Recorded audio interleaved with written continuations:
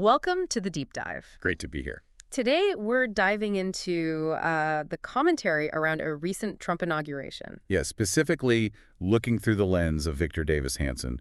We've got a transcript of his analysis. Right. And our mission for you listening is to really unpack that. We want to pull out the key insights about, the shifts in American politics, Trump's approach versus past presidents. His relationships, the challenges ahead. Exactly. Cut through the noise, give you a clear picture without getting bogged down. Okay, let's get into it. So the inauguration itself, what's the immediate significance Hanson points to?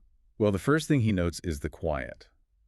Unlike 2017, no major demonstrations. Interesting. A different atmosphere right away. Definitely. And he flags the expectation of a huge number of executive orders, like over 200 in 4 years. Wow. So signaling immediate, decisive action from the get-go. That seems to be the interpretation, yeah. An administration ready to move fast. And this comes right after the end of the Biden term.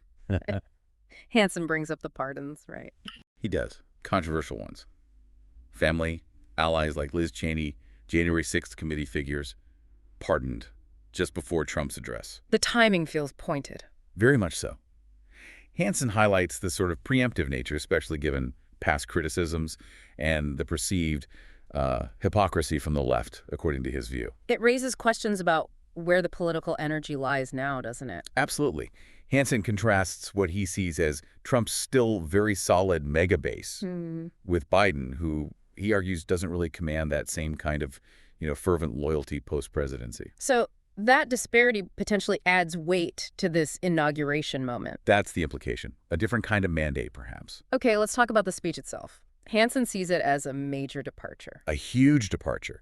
Not the aspirational stuff, JFK's Ask Not or Reagan's Morning in America. Soaring rhetoric. No, Hanson calls it operational, almost like a blueprint of attack. A blueprint, meaning? Meaning very specific plans laid out. DEI, energy, border, crime. He mentions specific actions. Ending illegal immigration, possibly challenging birthright citizenship under the 14th Amendment, the anchor baby idea, ending catch and release. Concrete stuff. And how did that land, according to Hanson, with the establishment figures present? Shock. He describes the former presidents Obama, Clinton, Bush as looking stunned. Like they saw him as a revolutionary, aiming to just dismantle their legacies. Because he sees his opponents as, what was the phrase, nasty people. Yeah, and therefore feels justified in not playing by the old rules, the Marquess of Queensberry rules of politics. This ties into a bigger idea Hanson raises, doesn't it, about moving away from a certain era? Exactly. He talks about the end of the post-Soviet liberal American era. Okay, unpack that a bit. What does that mean? Is that period after the Cold War where the U.S. was, the sole superpower and a kind of liberal consensus-dominated policy both at home and abroad. Right. Hanson, and he mentions Marco Rubio, thinking along similar lines, argues that whole approach has become outdated, calcified. And doesn't serve current American interests. Correct. The idea is that post-WWII globalism, maybe needed then, isn't right for now. Time for America first. And the argument is that globalism mainly benefited certain groups. Yeah, the bicoastal professional elite, as Hanson puts it, while the interior of the country maybe didn't see the same gains. So a push towards nationalism, focusing inward more. That seems to be the core of it. Now, what about Trump himself? Is this the same Trump as 2017? Hanson argues no. He contrasts the 2024 Trump with the 2017 version. How so? The agenda is much more detailed now, less abstract. And Trump himself, Hanson says, admitted he didn't know Washington well back then. Right, he relied on those establishment types initially. Tillerson, Mattis, Kelly, people. Hanson suggests actually blocked parts of his agenda sometimes. This time, the focus for appointments is apparently loyalty, people who will be force multipliers, not roadblocks. And Hanson believes Trump's own experiences, the impeachments, the legal battles, all of it, have changed him, transformed him even. Less about personal pique, maybe, and more the embodiment of a movement against the establishment. Okay, so that leads to something that seems a bit counterintuitive. Trump meeting with big tech leaders. Bezos, Zuckerberg, Gates. Yeah, it definitely looks odd on the surface, doesn't it? Yeah. Given how much of the MAGA base distrusts or even dislikes big tech. Right. So what's Hanson's take on that? He frames them as suppliants. Basically, they've bent the knee. They're coming to him seeking favor, not the other way around. So a power shift. That's the argument. Yeah. And Hanson distinguishes these tech innovators from, say, Wall Street financiers.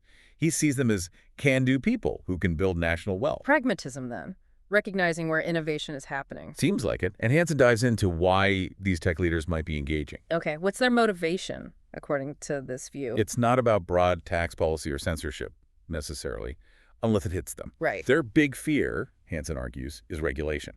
Specific regulation of their industries: biotech, space, AI, cyber, crypto. Ah, so they want freedom to operate. Precisely. Hansen even draws a parallel to FDR in World War II, How so? bringing in industry leaders like Knudsen, Ford, Kaiser, basically giving them a free hand, minimal regulation, to get wartime production booming. Interesting parallel. And the idea is these tech leaders could boost the economy similarly. That's the hope Hansen outlines. He points to U.S. GDP growth compared to the EU under Obama, suggesting these innovators could accelerate that further. Let's shift to foreign policy. Hansen mentions manifest destiny. That's a loaded term. It is. He connects it to Teddy Roosevelt, this idea of empires needing to expand, or at least assert themselves, which contrasts with our sort of static world order now. But is Hansen saying Trump literally wants to annex Greenland? No, he interprets things like mentioning Greenland or the Gulf of America as conversation starters, ways to signal American interests. So like protecting the Northwest Passage from China or Russia, or countering Chinese influence near the Panama Canal? Exactly. Strategic positioning, asserting influence, not necessarily grabbing land. He uses Britain invading Iceland in WWII as a kind of historical example of securing strategic spots proactively. What about planting a flag on Mars? Hansen sees that echoing JFK's moonshot. It's about ambition, tackling hard things, tapping into that desire for national preeminence. The because it is hard idea. Right. And he suggests that desire isn't unique to the U.S. It's probably latent in places like Germany and Britain, too. And on the ground, geopolitically, Hansen connects Trump's past actions. To things like the fall of a government he mentions as trow, maybe a typo there in the source, and Hamas being more willing to negotiate. He calls it the brodo of Donald Trump. The what? The brodo, like the intimidating aura, the environment Trump creates. Okay. So the expectation is Trump needs to show that strength again, like the Soleimani or Baghdadi operations. Yes, to restore and maintain deterrence. Show he's willing to act decisively. But there are potential pitfalls, right? Yeah. Hansen mentions concerns. Definitely. He flags Trump's potential weakness for flattery. Meaning the tech guys praising him might not align with the base's desire to break up those companies? Could be. Or the counter-argument Hansen offers is that the tech leaders are just scared and it's purely transactional. They fear him. But Trump doesn't have unlimited power even with this approach. No. Hansen stresses the limits. The mandate is emotional. Republicans have slim majorities, maybe not even that, in Congress. And individual representatives can still gum up the works. Plus, lessons learned from the first term about trusting certain establishment figures. He mentions Birx and Fauci. Right, and internal contradictions in the agenda, too. Yeah, like populist tax cuts clashing with a big military buildup and extending existing tax cuts. Reminds him of Reagan's deficit problem. Yeah, it's a tricky balance. Very. And on foreign policy, that Jacksonian idea, no better friend, no worse enemy, no optional wars, requires careful handling. Needs to use force just right. Restore deterrence without getting stuck in new conflicts. Exactly. And explain that clearly to his base. What about specific domestic policies, like H-1B visas? That's complex. Trump, the businessman, probably used them. But the original idea was for rare high-end skills, right? Not just flooding Silicon Valley with cheaper labor, which is the critique. So potential reform needed there. And deportations. Hansen touches on that. He does. Notes that fewer undocumented immigrants are coming from Mexico now, which might make deporting, say, recent arrivals or those with criminal records easier initially. What? But the potential for major pushback comes when you start deporting people who've been here longer, have families, jobs, community ties, especially given strong ties in many communities back to Mexico. That gets much harder, politically and practically. Okay, zooming out, from a historian's perspective, what does Hansen see as the biggest thing to watch, besides, document declassification? Fiscal solvency, bottom line. Money. Absolutely. Yeah. He cites Neil Ferguson's warning.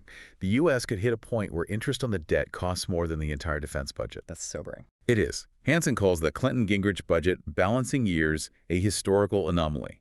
He suggests Trump faces a massive challenge, but also maybe an opportunity to achieve something similar through spending cuts and growth. And he sees this as existentially important. Yes, he draws lines from fiscal collapse to the fall of Athens, Rome, Byzantium, the French Revolution.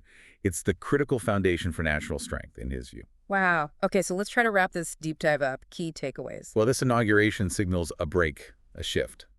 Trump's agenda, Details. confrontational. The big tech relationship, complex, looks transactional. And huge challenges remain. Fiscal policy, immigration, big hurdles. Definitely. So hopefully you listening have a clearer, more nuanced picture now of the analysis around this moment. So the final thought to leave you with, considering those historical warnings about fiscal health and the sheer scale of Trump's ambitions, what do you think is the single biggest factor that will determine if this era succeeds or fails? Yeah. What's the linchpin? Something to really chew on.